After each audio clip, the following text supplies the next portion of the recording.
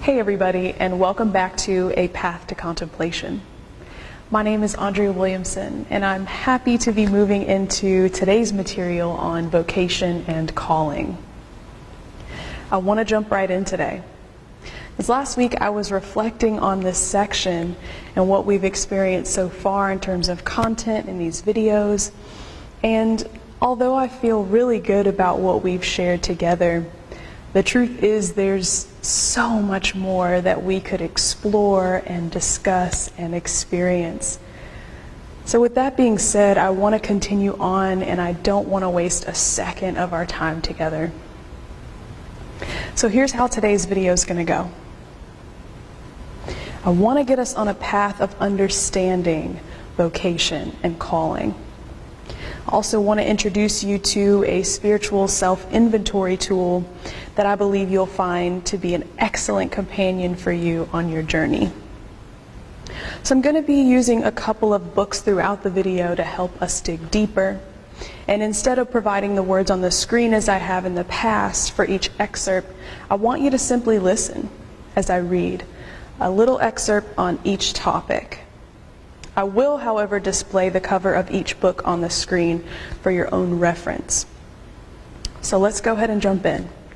And let's begin with vocation and calling.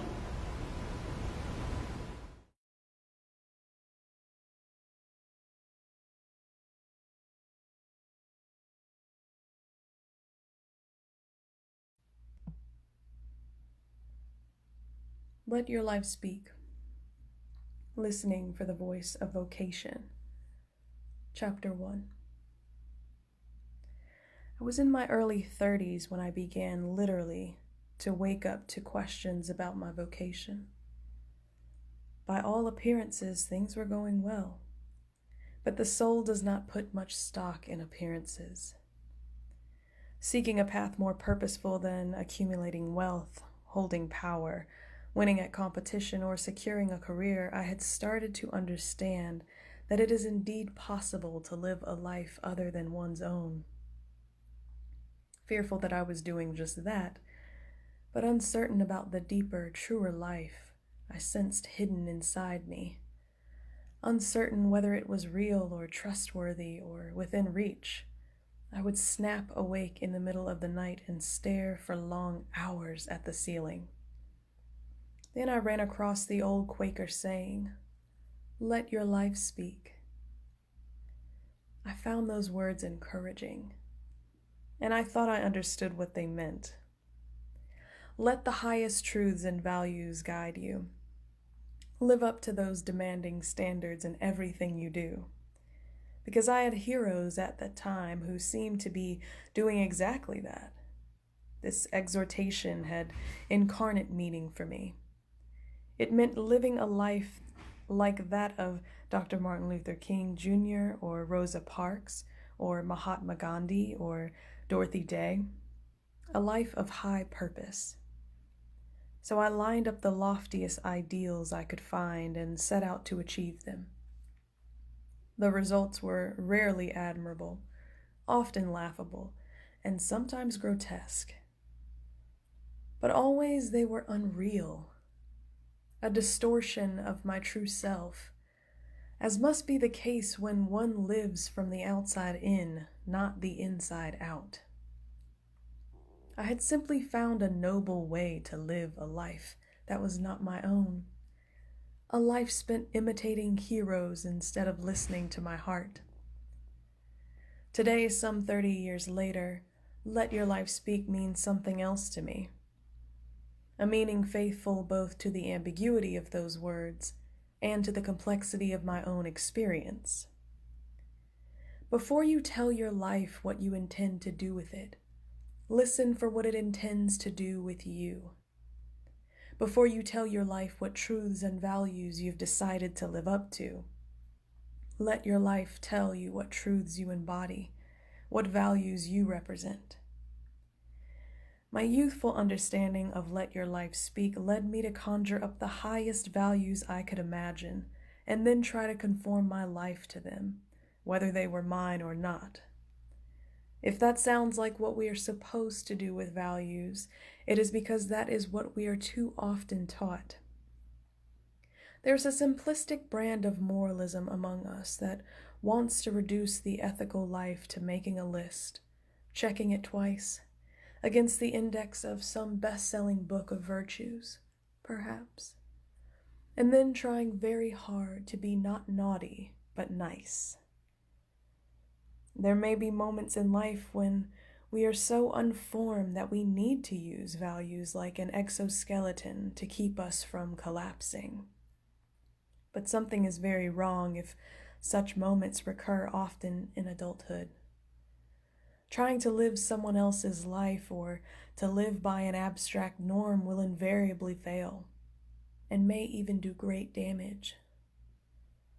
Vocation, the way I was seeking it, becomes an act of will, a grim determination that one's life will go this way or that, whether it wants to or not. If the self is sin-ridden and will bow to truth and goodness only under duress, that approach to vocation makes sense. But if the self seeks not pathology but wholeness, as I believe it does, then the willful pursuit of vocation is an act of violence toward ourselves. Violence in the name of a vision that, however lofty, is forced on the self from without, rather than grown from within. True self, when violated, will always resist us, sometimes at great cost, holding our lives in check until we honor its truth. Vocation does not come from willfulness. It comes from listening. I must listen to my life and try to understand what it is truly about, quite apart from what I would like it to be about, or my life will never represent anything real in the world, no matter how earnest my intentions. That insight is hidden in the word vocation itself, which is rooted in the Latin for voice. Vocation does not mean a goal that I pursue. It means a calling that I hear.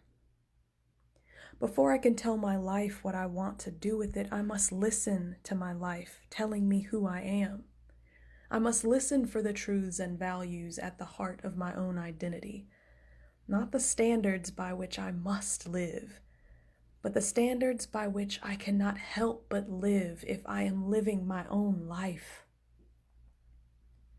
Behind this understanding of vocation is a truth that the ego does not want to hear because it threatens the ego's turf. Everyone has a life that is different from the I of daily consciousness, a life that is trying to live through the I who is its vessel. This is what the poet knows and what every wisdom tradition teaches. There is a great gulf between the way my ego wants to identify me, with its protective masks and self-serving fictions, and my true self. It takes time and hard experience to sense the difference between the two, to sense that running beneath the surface of the experience I call my life, there is a deeper and truer life waiting to be acknowledged. The fact alone makes listen to your life difficult counsel to follow. The difficulty is compounded by the fact that from our first days in school we are taught to listen to everything and everyone but ourselves, to take all our clues about living from the people and powers around us. I sometimes lead retreats, and from time to time participants show me the notes they are taking as the retreat unfolds. The pattern is nearly universal. People take copious notes on what the retreat leader says, and they sometimes take notes on the words of certain wise people in the group, but rarely, if ever, do they take notes on what they themselves say. We listen for guidance everywhere, except from within. I urge retreatants to turn their note-taking around, because the words we speak often contain counsel we are trying to give ourselves. We have a strange conceit in our culture that Simply because we have said something, we understand what it means, but often we do not, especially when we speak from a deeper place than intellect or ego. Speak the kind of words that arise when the inner teacher feels safe enough to tell its truth. At those moments, we need to listen to what our lives are saying and take notes on it, lest we forget our own truth or deny that we ever heard it. Verbalizing is not the only way our lives speak, of course. They speak through our actions and reactions, our intuitions and instincts, our feelings and bodily states of being, perhaps more profoundly than through our words. We are like plants, full of tropisms that draw us towards certain experiences and repel us from others. If we can learn to read our own responses to our own experience, a text we are writing unconsciously every day we spend on earth, we will receive the guidance we need to live more authentic lives. But if I am to let my life speak things I want to hear, then I would gladly tell others. I must also let it speak things I do not want to hear and would never tell anyone else. My life is not only about my strengths and virtues, it is also about my liabilities and my limits, my trespasses and my shadow. An inevitable, though often ignored dimension of the quest for wholeness is that we must embrace what we dislike or find shameful about ourselves, as well as what we are confident and proud of. That is why the poet says, "Ask me mistakes I have made." How are we to listen to our lives is a question worth exploring. In our culture, we tend to gather information in ways that do not work very well when the source is the human soul. The soul is not responsive to subpoenas or cross-examinations. At best, it will stand in the dock only long enough to plead the Fifth Amendment. At worst, it will jump bail and never be heard from again. The soul speaks its truth only under quiet, inviting, and trustworthy conditions. The soul is like a wild animal, tough, resilient, savvy, self-sufficient, and yet exceedingly shy. If we want to see a wild animal, the last thing we should do is go crashing through the woods, shouting for the creature to come out. But if we are willing to walk quietly into the woods and sit silently for an hour or two at the base of a tree, the creature we are waiting for may well emerge. And out of the corner of an eye, we will catch a glimpse of the precious wildness we seek.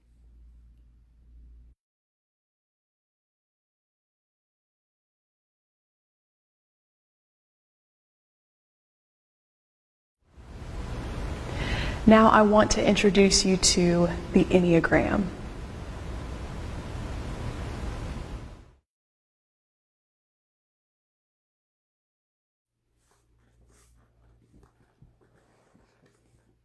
The Enneagram, A Christian Perspective, by Richard Rohr and Andreas Ebert. Preface. Discernment, how to see, how to hear. They look without seeing. They listen without hearing or understanding. So I must teach them in a parabolic way. Matthew 13:13. All the Christian churches are being forced to an inevitable, honest, and somewhat humiliating conclusion. The vast majority of Christian ministry has been concerned with churching people into symbolic, restful, and usually ethnic belonging systems, rather than any real spiritual transformation into the mystery of God. Much of what is called Christianity has more to do with disguising the ego behind the screen of religion and culture than any real movement toward a God beyond the small self and a new self in God. Much of our work feels like cosmetic piety, and often shame or fear-based at that, rather than any real transformation of the ego self, or what the Eastern churches rightly call divinization. Much of the present attraction to other religions is quite simply because Christianity has not succeeded in naming the real evils well. Does this need any proof after the last century in Christian Europe? There are few confessors who would not agree that the vast majority of Catholic confessions have to do with pragmatic problem solving and supposed sins that divert our attention from the real evils that are destroying Western society. The present practice actually trivializes the immensity and urgency of our moral need. We cannot be quiet about this any longer to protect the institution. Nor was Jesus. You blind guides, Matthew 23:24 says. You strain out the gnat and swallow the camel. The moral issues and the diversionary tactics of the ego never seem to change. Only today I came across this courageous quote from Thomas Merton, written in 1956. And it told me that my perceptions are not just mine or not just now. In The Living Bread, Merton wrote, "The great tragedy of our age is the fact, if one may dare to say it, that there are so many godless Christians, that is, whose religion is a matter of pure conformism and expediency. Their faith is little more than a permanent evasion of reality, a compromise with life. In order to avoid admitting the uncomfortable truth that they no longer have any real need for God or any vital faith in Him, they conform to the outward conduct of others like themselves. And these believers cling together, offering one another an apparent justification for lives that are essentially the same as the lives of their materialistic neighbors, whose horizons are purely those of the world and its transient values. The Enneagram has emerged as a tool that is forcing many of us to a brutal and converting honesty about good and evil and the right ways that we hide from ourselves and therefore hide from God. The Enneagram has emerged as a tool that is forcing many of us to a brutal and converting honesty about good and evil and the ways that we hide from ourselves and therefore hide from God. It tries to address this compromise with life and this evasion of reality that the ego is so invested in and that religion often promotes. Thomas Merton was a true seer, in my opinion. Another contemporary seer, Ken Wilber, says that the vast majority of religion is translative rather than transformative. It is concerned with bolstering up the separate self with meanings, rituals, moralities, and group conformity rather than dismantling the separate self so it can fall into the great self of God. We have had far too much priesthood and almost no room for prophets. It creates a very imbalanced religion. Andreas Ebert and I again offer the Enneagram as a very ancient Christian tool for the discernment of spirits, the struggle with our capital sin, our false self, and the encounter with our true self in God. Anything this powerful and this converting is sure to be fought and resisted by the egocentric self, and even by control-needy prelates. We do not give up control to God easily. That is the story and testimony of every saint, mystic, and spiritual reformer. But the Church, strange as it seems, has always been a bit uncomfortable with saints and mystics. It is content just to have people in the pews. Let's be honest, we would sooner have control than real conversion. We would sooner have well-oiled church societies than transformed people. Cosmetic piety takes away our anxiety about God and about ourselves, but it does not address the real and subtle ways that we lose our soul. Cosmetic piety never asks the hard questions of itself or of the church structures. Jesus challenged both constantly. For some reason, it is hidden in plain sight in all four Gospels. He knew that when religion is healthy, people are healthy. When religion is the conscience of society instead of its lapdog, culture is also healthy. We must acknowledge our part in the disintegration of Western civilization. If our culture has become soft and superficial, it is because religion did first, and not with regard to the hot sins, but with regard to those oh so subtle ways in which people slowly stop seeing, loving, trusting, and surrendering. We stopped seeing and trusting what our own Catholic tradition had taught us about the high price of conversion. We substituted law and authority for the ancient and much more difficult path of spiritual warfare, that subtle discernment of spirits, passions, and energies that the Desert Fathers and Mothers took as normative. In so many ways, the traditional churches are not traditional at all. It seems that human beings cannot see what they are not readied to see. We cannot hear what we have not been prepared to hear. The obvious seems to have little correlation with our acceptance of it. We all have an amazing capacity for missing the point. This very traditional tenet of religion is the foundational insight of the Enneagram. Even education or important roles do not ensure a full understanding of issues when our own personal investment is involved. It seems there is always a level beneath the obvious level that predetermines how we see, what we don't see, and our preconscious and emotional reaction to it. At the New Jerusalem community in Cincinnati, we used to say, the issue is hardly ever the issue. How discouraging and how disappointing if that's true. But because it is true, religion has always distinguished education from transformation.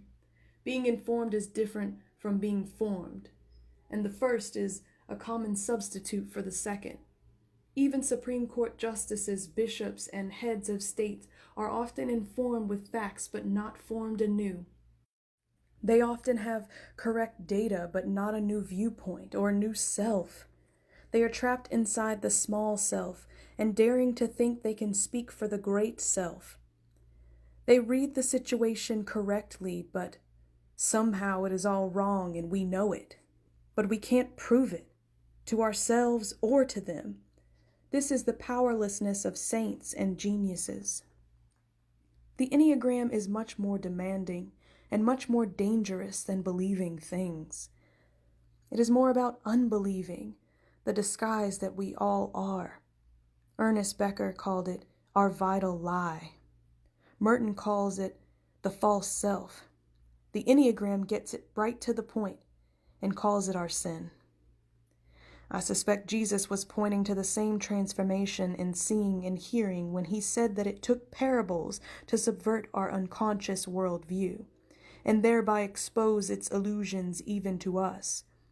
Parables should make us a bit uncomfortable if we are really hearing them. If we fit them nicely into our business-as-usual world, parables have not served their purpose. A parable is supposed to change our operative worldview and unlock it from the inside so that we can see and hear reality correctly. Be sure to check out the additional resources at the end of this video. I've left you some really good books and videos. Now, when we leave our time together today, continue as you have been, reflecting on the things that we've discussed and anything that came up for you today because of what you've learned. I hope that there were some things shared that were illuminating for you. I'm grateful that you continue to seek, and I want to remind you as you're doing this transformational work that you are being broken open. So rest when you need to. Fill yourself in other ways that are life-giving. and continue spending time with yourself and digging deep as you get to know you and love you more. Next week, we're going to focus on building your community of support. So thanks for being here with me and tuning in this week. And I will see you next Monday as we continue on a path to contemplation. Be safe and take care.